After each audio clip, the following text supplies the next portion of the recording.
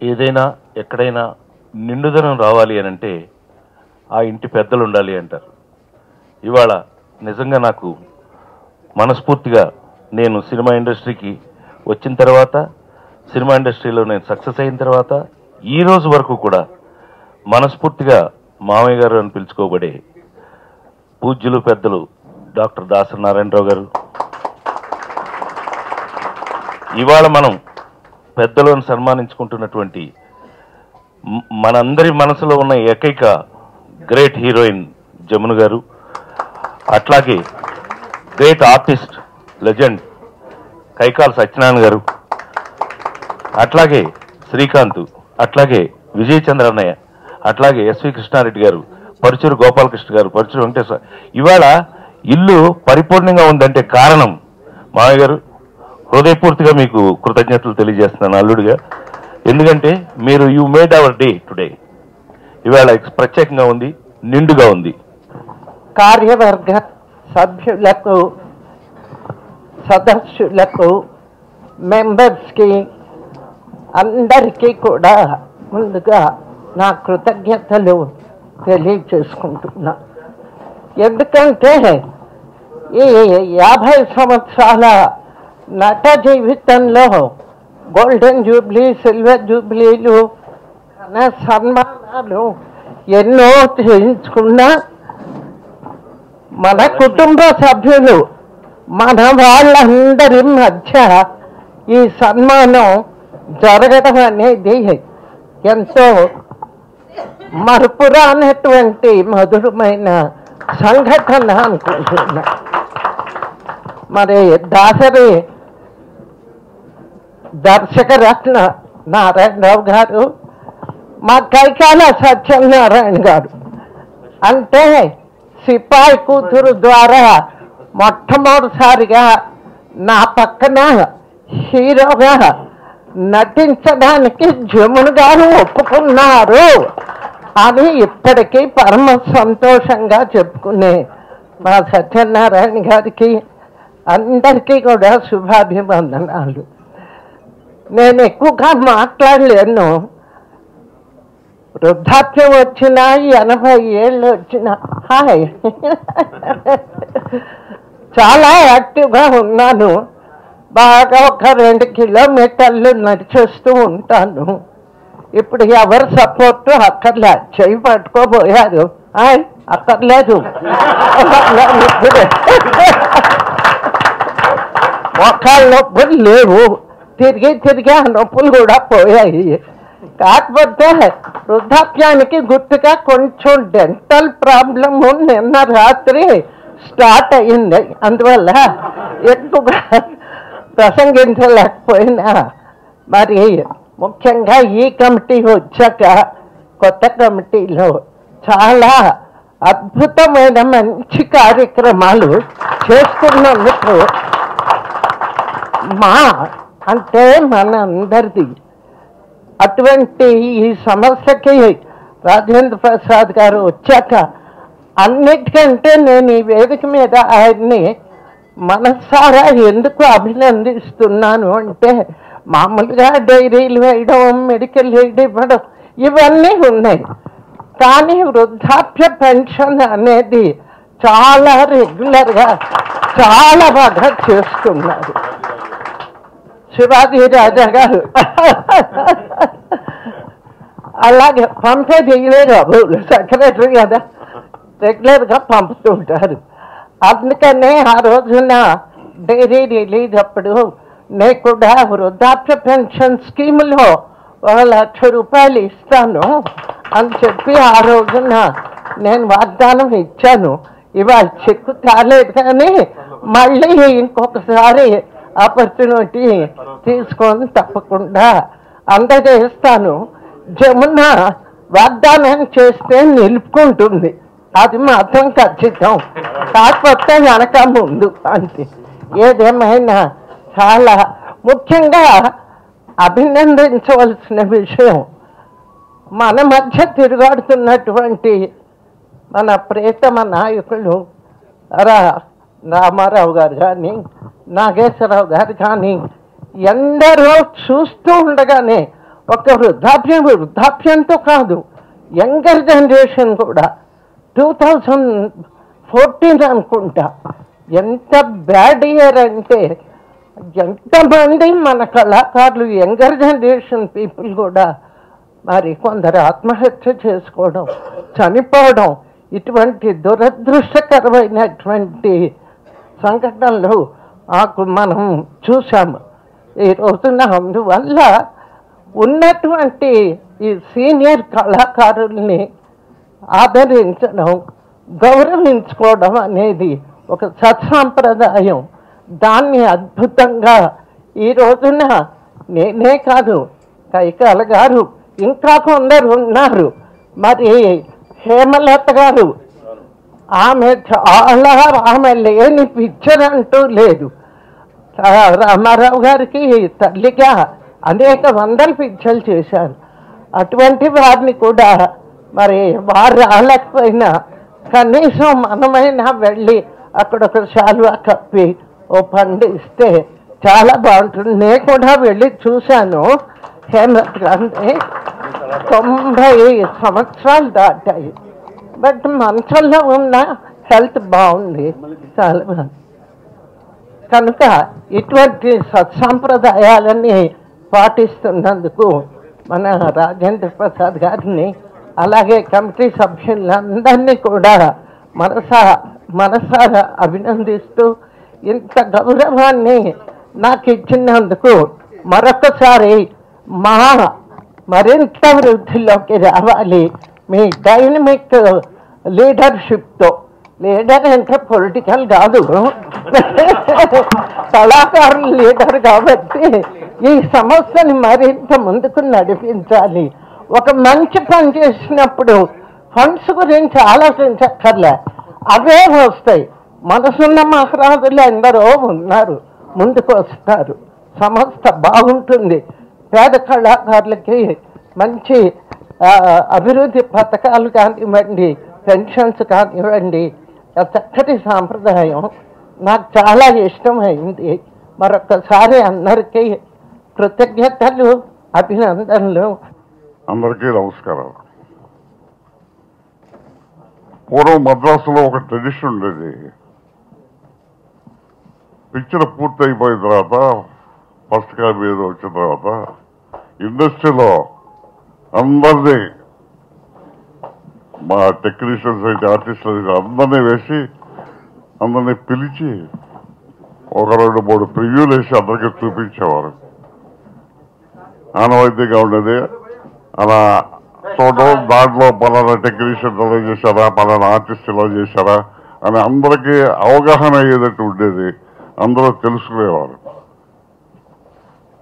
తర్వాత మరి రిలీజ్ పరిస్థితి వచ్చినప్పుడు కొంచెం తమ్ముడు పడినప్పుడు వెంటనే రిలీజ్ చేయాల్సి వచ్చినప్పుడు కూడా పెద్ద వాళ్ళని కొంతమందిని పిలిచి, అందరి సీనియర్స్ని పెద్దవాళ్ళని పిలిచి షో ఒకటి అరేంజ్ చేసేవారు. అలా పిలవడం ఆనవాయితీగా ఉండేది. అక్కడ మరి రాను ఇక్కడికి వచ్చిన తర్వాత అసలు ఎవరి పిలవకపోగా కనీసం ఒక సీనియర్ ఆర్టిస్ట్ ఉన్నారు, వాళ్ళైనా పిలిచి మనం చూపిద్దాం, వాళ్ళకి ఒక గౌరవించినట్టు ఉంటుందని తలంపు లేకుండా నాకు ఎలా అనిపించిందంటే ఏ ఫంక్షన్ కానీ దేనికి కానీ మమ్మల్ని పిలవడం కానీ సీనియర్ ఆర్టిస్ట్ని దృష్టిలో చూడడం కానీ ఎక్కడ కనపట్టలేదు. నేను టీవీలో ఫంక్షన్ చూస్తున్నప్పుడు ఇది ఎప్పుడు జరిగింది, కనీసం అసలు ఇంటిమేషన్ ఇవ్వలేదే మాకు, మేము కూడా చూసేవాళ్ళం అని బాధ కలుగుతూ ఉండేది. అలాంటి పరిస్థితుల్లో కనీసం వీళ్ళు సీనియర్ ఆర్టిస్టులు మనకు మిగిలారు. వాళ్ళ టైంలో వాళ్ళు సినిమా అప్లిఫ్ట్ కోసం, పరిశ్రమ అప్లిఫ్ట్ కోసం వాళ్ళ వంతు వాళ్ళు సేవ చేశారనే దృష్టిలో మంచి మనసుతో ఇవాళ ఈ మా ఆర్టిస్ట్ అసోసియేషన్ వాళ్ళు ఈ సందర్భంలో గౌరవించడం అనేది నాకు ఎంతో ఆనందంగా ఉంది.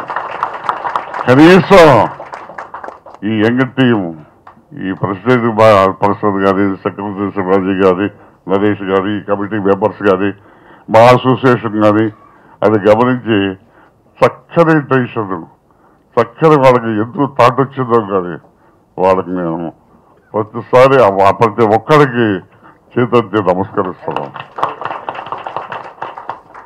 అలా ఒక మంచి టెన్షన్ పెట్టారు. నాకు ఇందాక గారు చెప్పినట్టు ఎన్నెన్నో సన్మానాలు జరిగింది, కనకాభిషేకాలు జరిగింది, గంధపెట్ట రిలేషన్ ఎన్నో రకరకాలు జరిగింది. కానీ ఒకటి, ఇంత గెలిచి రచ్చ గెలవాలన్నట్టుగా మా అసోసియేషన్ మా మెంబర్సే ఇంత గౌరవిస్తున్నారంటే వాళ్ళు గుర్తించి అంతకంటే మించిన ఆనందం లేదు.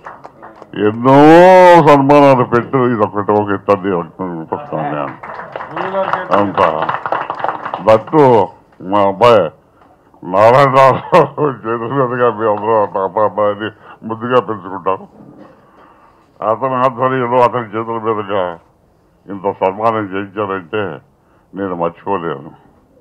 నాకు జీవితంలో ఇదొక మంచి ఘట్టంగా నేను భావిస్తున్నాను. పోతే ఈ సందర్భంలో ఒక విషయం మాత్రం చెప్పాలి. జగన్ గారికి వద్దు వద్దు అంటుంది, చెప్పొద్దు అంటుంది. ఆ రోజున జగన్ గారి నన్నే కానీ యాక్సెప్ట్ చేయకపోతే హీరోగా, అప్పుడు మంచి రూలింగ్ హీరోయిన్ గా ఉంది ఆవిడ, చేయకపోతే నాకంత ఫ్లయింగ్ స్టార్టింగ్ వచ్చేది కాదేమో అనుకుంటున్నాను. తర్వాత బైక్ చేయడం లేదు తెలీదు, బట్ ఒక మంచి స్టార్ట్ ఇచ్చింది నాకు. అది నేను ఎప్పుడు ఆవిడ ఉన్నా లేకపోయినా కూడా నేను చెప్పుకుంటాను. నా కృతజ్ఞతాభావం నేను ఎక్స్ప్రెస్ చేసుకోవడంలో తప్పేది లేదు. అది ముందుకు మళ్ళీ చెప్తున్నాను. అలాంటి స్టార్ట్ ఇచ్చాను నాకు. అదే నా నిర్మాతలు కానీ, డైరెక్టర్స్ కానీ, ఆర్టిస్టులు కానీ ఎంతో కోఆపరేట్ చేశారు. నేను ఈ స్థాయికి రావడానికి వాళ్ళు ఎంతో సహకరించారు, ఎంతో హెల్ప్ చేశారు. మీ అందరి సహకారం వల్ల, ప్రేక్షకుల ఆదరాభిమానాల వల్ల అన్ని రసాలు యాక్టర్స్ అన్ని రసాల్లోనూ వాళ్ళు ఆస్వాదించుకున్నారు. దానికి గాను నేను ఇప్పటి వరకు 775 పిక్చర్లు చేశాను. నేను అన్ని రకాలు ఫోక్లోర్, మైథాలజీ, హిస్టారికల్, సోషల్ అన్ని కలిసి చేశాను. నేను అన్నింటిలోనూ ఆస్వాదించుకున్నారు. అది నా గొప్పతనం, వాళ్ళకి అట్టిపెట్టు ప్రేక్షకులందరికీ కూడా నేను జన్మలకి రుణపడి ఉంటాను. నేను మరొక్కసారి ఈ మంచి టెన్షన్ పడ్డారని, ఇది ఎట్లాగే కొనసాగాలని, ఇప్పటికే మా అసోసియేషన్ చాలా మంచి మంచి కార్యాలు చేస్తున్నారు. ఇలా చేసి 10 కాలాల పాటు ఇండస్ట్రీ అప్లిఫ్ట్కి, ఇండస్ట్రీ మనుగడకి, ఇండస్ట్రీ పైగా ఉద్దేశంతో ఇలాగే వీళ్ళ మంచి కార్యాలు చేయాలి, నలుగురికి గుర్తుపడాలి, సినిమా పరిశ్రమకి ఒక మంచి పేరు తేవాలని. ఎందుకంటే అందరూ యంగ్ కుర్రాళ్ళు, ఎనర్జెటిక్ కుర్రాళ్ళు. ఇక మా పని అంటే మేము ఆల్మోస్ట్ రిటైరింగ్ స్టేజ్లో ఉన్నాం. మేము వాడు చేసిన దానికి చూసి మురిసిపోవడం తప్ప, వాడు చేసేటప్పుడు మమ్మల్ని కూడా పిలిస్తే మేము కూడా ఆనందిస్తామని చెప్పి మరొకసారి మీ అందరికీ తెలియపరుస్తూ, నాకు ఈ అవకాశం, నాకు సత్కారం చేసినందుకు, నన్ను ఆశీర్వదించినందుకు మీ అందరికి మన అసోసియేషన్ మన సభ్యులు ప్రతి ఒక్కరికి పేరు పేరు నా హృదయపూర్వక ధన్యవాదాలు తెలియపరచుకుంటూ సెలవు తీసుకుంటాను. సెలవు. మూవీ ఆర్టిస్ట్ అసోసియేషన్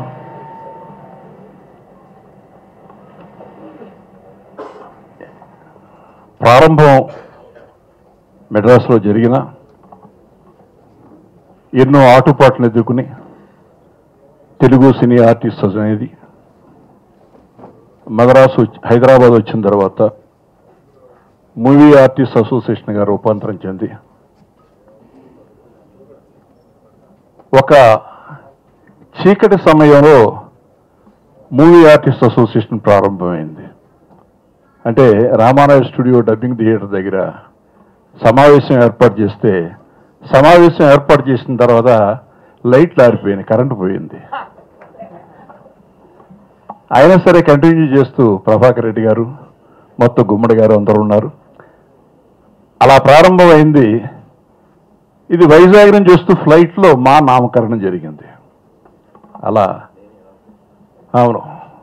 అలా ప్రారంభమైన ఈ అసోసియేషన్ ఇవాళ చాలా మంచి కార్యక్రమాలు, ముఖ్యంగా ఈ తరంలో, ఈ జనరేషన్, ఈ ఎలక్షన్ బాడీలో చాలా బాగా చేస్తున్నారు. అంటే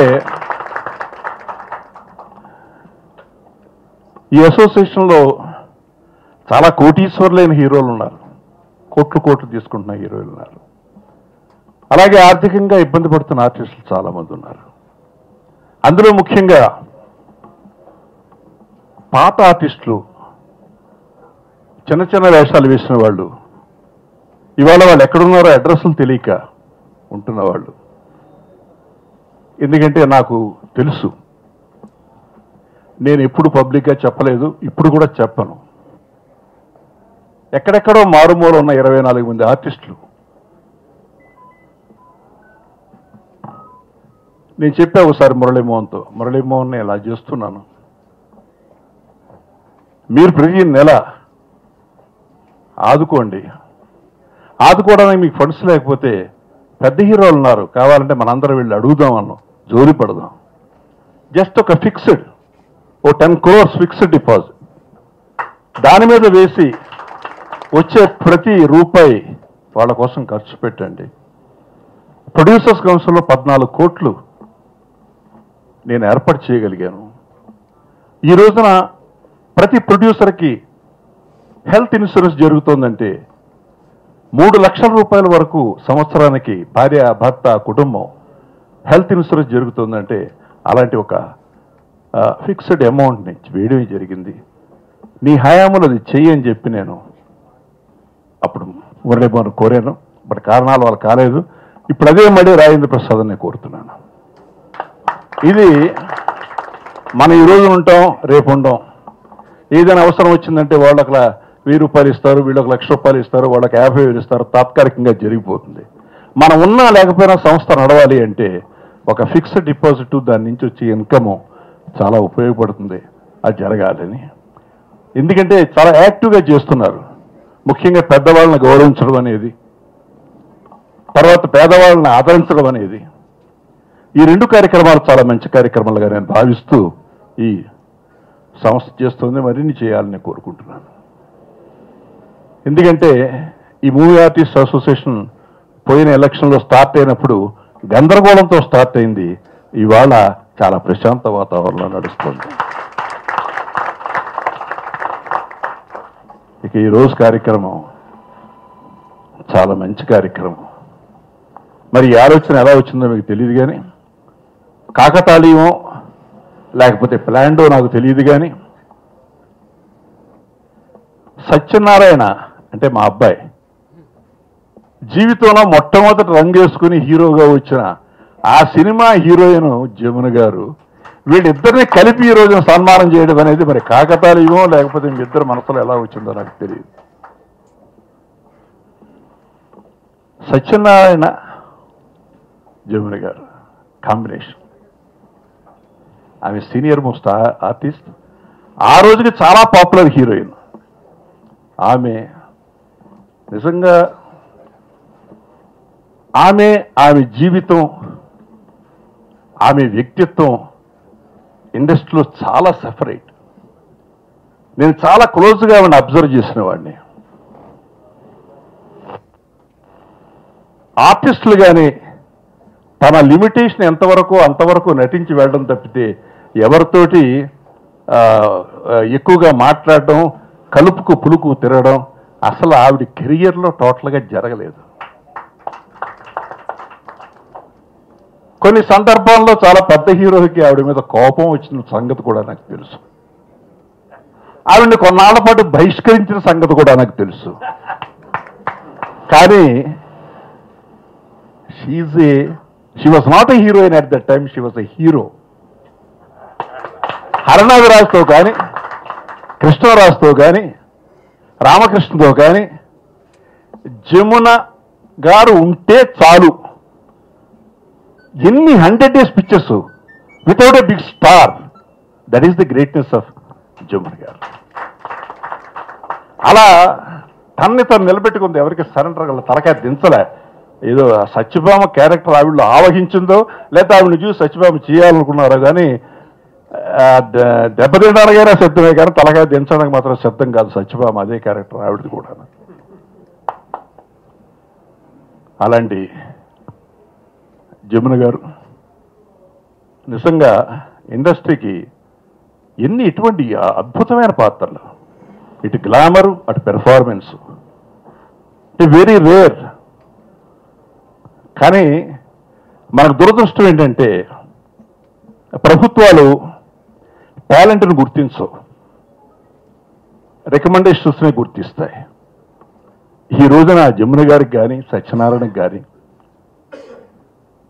ఒక అంజనీదేవి గారికి కానీ, ఒక సావిత్రి గారికి కానీ, ఒక ఎస్వి రంగారావు గారికి కానీ పద్మశ్రీ లాంటి అవార్డులు లేవు అంటే ఇంతకంటే దరిద్రం, దౌర్భాగ్యం ఈ పదవులకు లేదు. ఎవడో ముఖం తెలియని వాడెవడో తెలియదు. పద్మశ్రీ అంటారు, పద్మభూషణ్ అంటారు, పద్మవిభూషణ్ అంటారు. ఎందుకంటారో తెలియదు, వాడు చేసింది ఏమిటో తెలియదు, వాడు సాధించింది ఏమిటో తెలియదు, వాడు ఎందుకు పనికొస్తారో కూడా తెలియదు.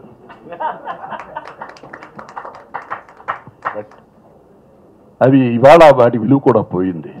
కాబట్టి వాళ్ళు వచ్చినా కూడా ప్రయోజనం లేదు. సో అటువంటి మహానటి ఇంకా ఆరోగ్యంగా 2 కిలోమీటర్లు నడగలిగిన శక్తులు ఆవిడ ఉంది అంటే వీ మస్ట్ ఫీల్ ప్రౌడ్. దానికి కారణం కేవలం ఆవిడ నిబద్ధత. ఎందుకంటే ఒకసారి ఆమె ఎంపీగా పోటీ చేసినప్పుడు రాజమండ్రి, నేను కాంగ్రెస్ పార్టీకి చీఫ్ క్యాంపెయినర్ని. సో ఆవిడ క్యాన్వాస్ చేయడానికి వచ్చిన టూర్ వేసుకుంటూ వచ్చాడు. అసలు వద్దండి, నేను వెళ్ళిపోతాను, నాకు ఎలక్షన్ వద్దు, నేను పొడి చేయను, వెళ్ళిపోతాను. ఏం జరిగిందమ్మా, ఏంటి ప్రాబ్లం?